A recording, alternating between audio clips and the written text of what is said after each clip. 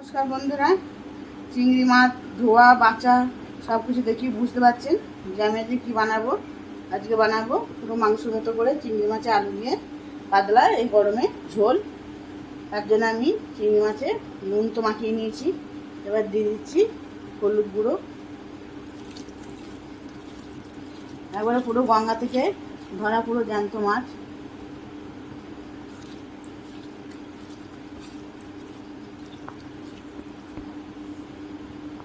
তাহলে আমি ঝোল রান্নার জন্য কী কী নিয়ে নিয়েছি, আমি আলু কেটে সেদ্ধ করে নিয়েছি, এর মধ্যে কুকারে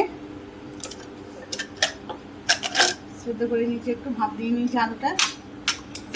আর মশলা বেটে নিয়েছি মিক্সিতে। এতে আছে আদা, রসুন, শুকনো লঙ্কা আর গোটা জিরে একসাথে বাটা। আর এখানে নিয়ে নিয়েছি খানিক কুচনো পেঁয়াজ আর কুচনো টমেটো। সকলকে স্বাগত জানিয়ে আজকে শুরু করছে কাম্মাস কিচেন নতুন আরও একটা রেসিপি। তো চলুন আমি মাছ ভাজার জন্য বসে দিচ্ছি কড়াইয়ের মধ্যে তেল দিয়ে আমি তেলটা ভালো করে গরম করে নিয়েছি। এবার এই তেলের মধ্যে প্রথমে মাছটা ভেজে নেব।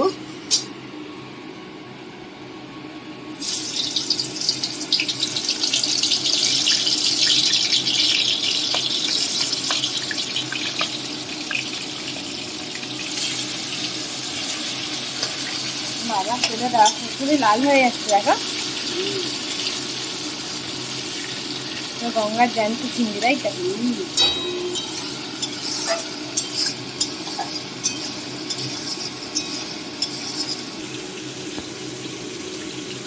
মাছগুলো ভেজে নিয়েছি। চিংড়ি মাছ খুব বেশি ভাজলে শক্ত হয়ে যায়। আমি তুলে নিচ্ছি একে একে।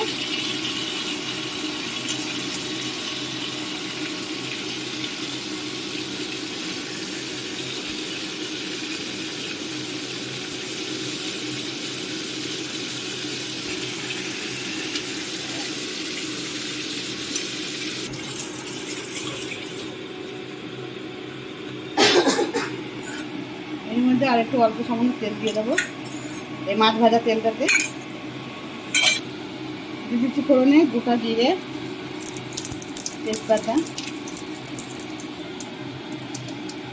কুচিয়ে রাখা পেঁয়াজ,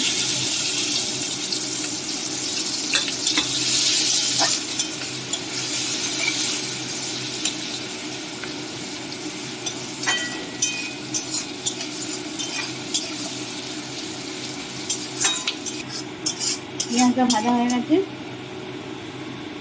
দিয়ে দেবো বেটে রাখা মশলা।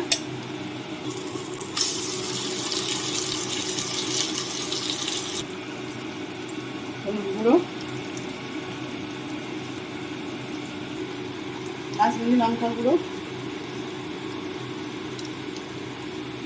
টমেটো টুকরো। এবারে ভালো করে আমি কষিয়ে নেব। পুরো মাংসের মতো মশলাটা হয়েছে, গন্ধ বেরোচ্ছে পুরো মাংসের মতো।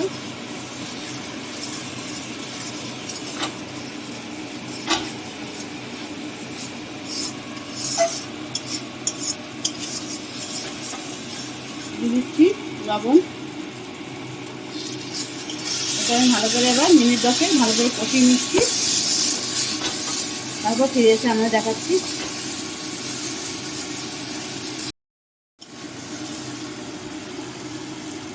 কি কালার এসেছে মাংসের মধ্যে কালার।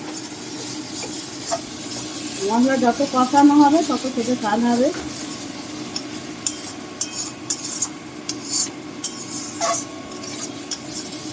এবার মশলাটা তেল ছেড়ে দিয়ে দেখুন কি সুন্দর। এবার আমি এর মধ্যে সেদ্ধ করা আলুগুলো দিয়ে দিচ্ছি।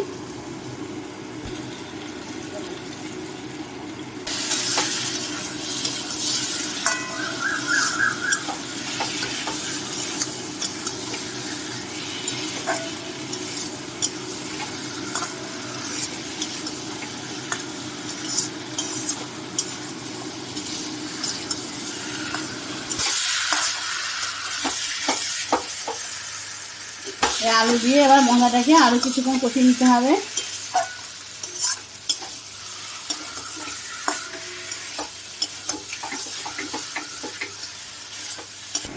আমি সাথে মশলাটা খুব ভালো করে কষিয়ে নিতে লাল লাল করে। এবার এর মধ্যে দিয়ে দেবো একটু গরম জল। তার জন্য আমি এদিকে গ্যাসের দিকটা গরম জল করতে বসিয়েছি।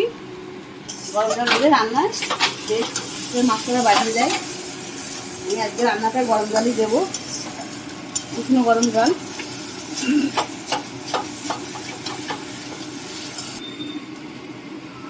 দিয়ে দিচ্ছি ভেজে রাখা মাছ।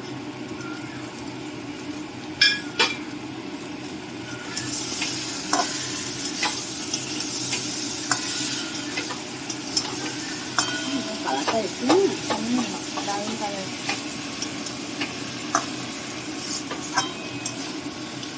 মাছটা একটু মশলার সাথে একটু নেড়ে নেবো, বেশিক্ষণ না। তারপর আমি এর মধ্যে জল দিয়ে দিচ্ছি।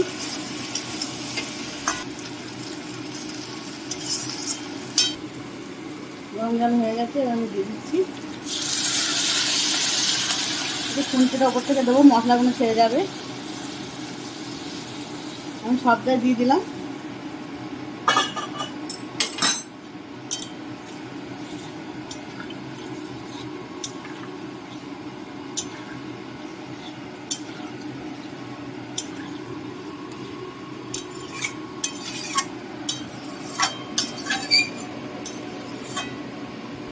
আর একটু গরম জল দেবো, তাই আমি আর পাশে আর একটু গরম জল বসিয়ে দিয়েছিলাম। আর আমি এটা একদম পাতলা করে ঝোল করব।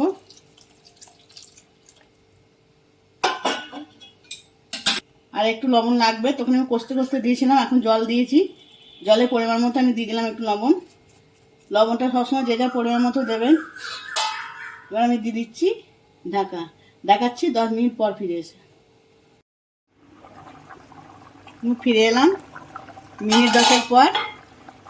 ঝোল পুরো টকবক টকবক করে ফুটছে, একদম কালার হয়েছে ঝোলটায়, এত সুন্দর টেস্ট হয়েছে। গন্ধ বেরোচ্ছে, দুর্দান্ত। এই গরমে বলে আমি গরম মশলা কিছু ব্যবহার করলাম না, শুধু একদম প্লেন সিম্পলের মধ্যে পাতলা একদম ঝোল করলাম। ঝোলটাকে আমি দেখাই কতটা পাতলা হয়েছে। পাতলা না, মানে মশলা দিয়ে পাতলা। মশলা দিয়ে পাতলা। আলুগুলো সেদ্ধ হয়ে গেছে, এই যে। এবার আমি নামিয়ে নিচ্ছি। তাহলে এই রেসিপিটা বাড়িতে ভালো করে বানিয়ে খেয়ে দেখবেন। গঙ্গা চিংড়ি মাছ যদি নাও পান, বাজার থেকে কিনে নিয়ে এসে খাবেন। আশা করি গরমের পাতলা ঝোলটা সবার ভালোও লাগবে। রেসিপিটা যদি ভালো লেগে থাকে লাইক কমেন্ট শেয়ার করতে ভুলবেন না। সাবস্ক্রাইব করে চ্যানেলটিকে সাবস্ক্রাইব করে আমার পাশে থাকা অনুরোধ রইল। তাহলে আজকে পর্যন্ত রেসিপিটা এই পর্যন্ত। আবার আগামী দিনে নতুন রেসিপি নিয়ে দেখা হচ্ছে আপনার সাথে। এই গরমে ভালো থাকবেন, সুস্থ থাকবেন, সাবধানে থাকবেন। অন্তত চেষ্টা করবেন সবসময় লাইট খাবার, বেশি করে জল খাবার।